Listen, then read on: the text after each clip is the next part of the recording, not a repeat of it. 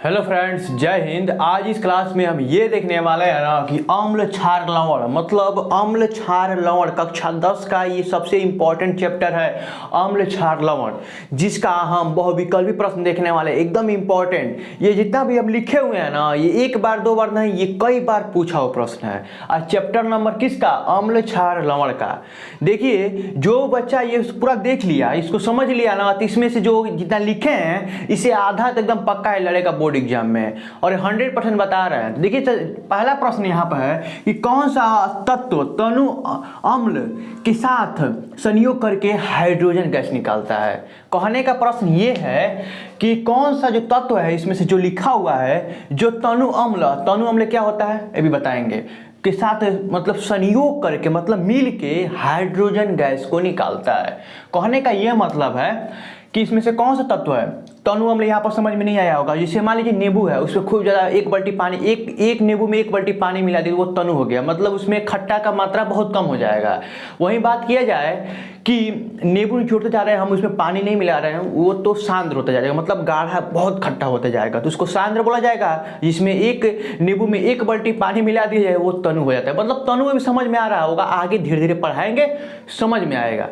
पहला प्रश्न यहाँ पर समझ में आ रहा होगा कि तनु अम्ल के साथ संयोग करके हाइड्रोजन गैस निकालता है। ये जो जिंक दिखाई दे रहा है ना, जिंक जब जिंक को हम तनु अम्ल में डालते हैं ना, मतलब उसमें उसको साथ संयोग करते हैं तो हाइड्रोजन गैस बाहर निकलता है। समझ में आ रहा होगा, तो ऑप्शन नंबर सी सही मार लीजिएगा। आगे चलते हैं। कह रहा है ना कि निम्न में से दुर्बल अम्ल कौन सा है। इसमें से दुर्बल मतलब समझ में आ रहा है क्या? दुर्बल मतलब क्या होता है? जैसे कम खट्टा, जैसे कोई चीज़ होता है बहुत खट्टा होता है, कोई चीज़ बहुत कम खट्टा होता है। तो मान लीजिए मैं दुर्बल हूँ, मैं कमज़ोर हूँ, तो मैं दुर्बल हूँगा, मतलब मेरे में ताकत नहीं है, और वही प्रबल बात बोल दिया तो ताकत है। तो यहाँ पर कह रहे दुर्बल खट्टा कौन सा है, मतलब अम्लों को मैं खट्टा लेकर चलता हूँ, खटाई। तो देखिए, जो HCl है, हाइड्रोक्लोरिक अम्ल, हाइड्रोजन साइनाइड, नाइट्रिक अम्ल, H2SO4 मतलब सल्फ्यूरिक अम्ल बोला जाता है। तो जो ये सब चीज़ है ना, इसको छोड़कर, इसे हाइड्रोक्लोरिक अम्ल को छोड़कर इसमें जितना चीज़ दिखाई दे रहा है ना, सब क्या है ना, प्रबल अम्ल है। और ये क्या है? HCl हाइड्रोक्लोरिक अम्ल दुर्बल अम्ल है। कहाँ पाया जाता है ये बताइएगा। पेट के मतलब जो मानव शरीर के अंदर कहाँ पाया जाता है ये बताइएगा आप लोग कमेंट में, ठीक है। यहाँ पर देखिए, तीसरा प्रश्न कह रहा है ना कि धोने वाला सोडा का रासायनिक सूत्र क्या है। जैसे कपड़ा को धोया जाता है सोडा वाला, जैसे धोने का सोडा एक खावा सोडा आता है, तो इसका रासायनिक सूत्र क्या है, इसको रटना पड़ेगा। और आपके बोर्ड एग्जाम में यहाँ से प्रश्न बनता है ना कि इसको बनाने की विधि। धावन सोडा मतलब धोने का सोडा को कैसे बनाया जाता है, इसका उपयोग लिखिए। ये 2 से 4 अंक का पूछा जाता है, ये भी बताएंगे, टेंशन मत लीजिए। तो यहाँ पर कौन इसका रासायनिक सूत्र क्या होता है? जो इसका रासायनिक सूत्र होता है Na2CO3 10H2। ये कैसे आया, जब इसको बनाने का विधि हम बताएंगे ना, वहाँ पर हम आपको समझा देंगे।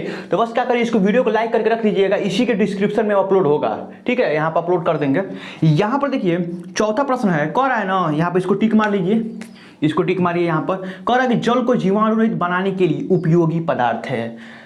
धावन सोडा पदार्थ है, चलिए, फिटकिरी, बेकिंग सोडा, विलेज चूर्ण, जिसमें जल में जीवाणु, जैसे कल नलका उलका देखते हैं, नलका उलका, जैसे मान लीजिए चेहरे पर आप जाते हैं सैलून में, तो वो क्या लगाते हैं, फिटकिरी। तो वो क्या करते हैं, वो मतलब जो त्वचा पर वो जल होता है, उसको जीवाणु को मुक्त करने के लिए ना हम फिटकिरी लगाते हैं। और फिटकिरी लगाएंगे तो इसे दाग धब्बा नहीं आता है। 100% ये नहीं है श्योर, बल्कि जल को जीवाणु रहित बनाने के लिए हम फिटकिरी का उपयोग करते हैं। पांचवा प्रश्न यहाँ पर है, कह रहा है ना कि सल्फर डाइऑक्साइड का जलीय विलयन होता है। वो अम्लीय होता है, क्षारीय होता है, उदासीन होता है या उभयधर्मी होता है। देखिए, सल्फर डाइऑक्साइड यही है, H2SO4।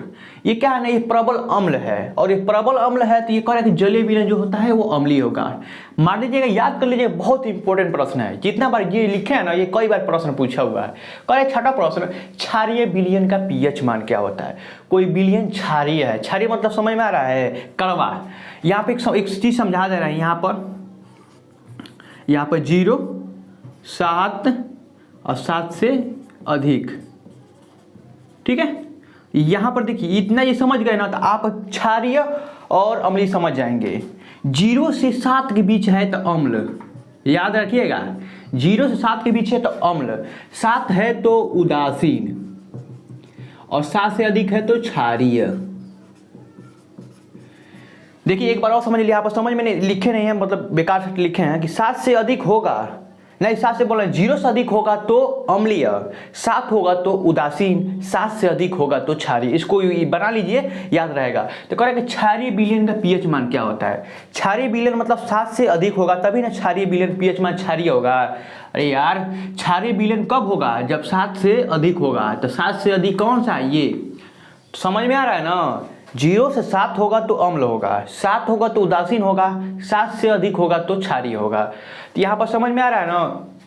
अब देखिए अम्लीय विलयन का पीएच मान क्या होता है, 0 से 7 के बीच होगा।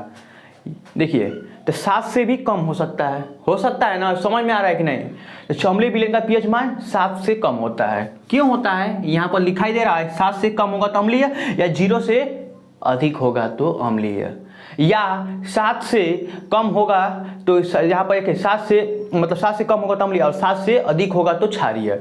याद आ रहा होगा। यहाँ पर देखिए 8वां प्रश्न है, करें नियॉन है। ये आवर्त सारणी पढ़ेंगे ना, आपको हम पढ़ाएंगे, वहाँ बताएंगे कि नियॉन क्या है, अक्रिय गैस है, धातु के बारे में, सब चीज़ के बारे में पढ़ाएंगे। ये चैप्टर है। तो नियॉन क्या है, अक्रिय गैस है। यहाँ पर लास्ट हम बताएंगे पीरियड टेबल में जो होता है ना, वहाँ पर हम बताएंगे आवर्त सारणी, वहाँ पर हम बताएंगे कि नियॉन क्या है, सारे तत्वों के बारे में बताएंगे। तो ये समझ में आ रहा है ना। आगे जो पार्ट 1 है, ये पार्ट 2, पार्ट 3, ये देखिए MCQ आता रहेगा हर चैप्टर वाइज। तो मिलते हैं अगले वीडियो में, तब तक के लिए जय हिंद, जय भारत।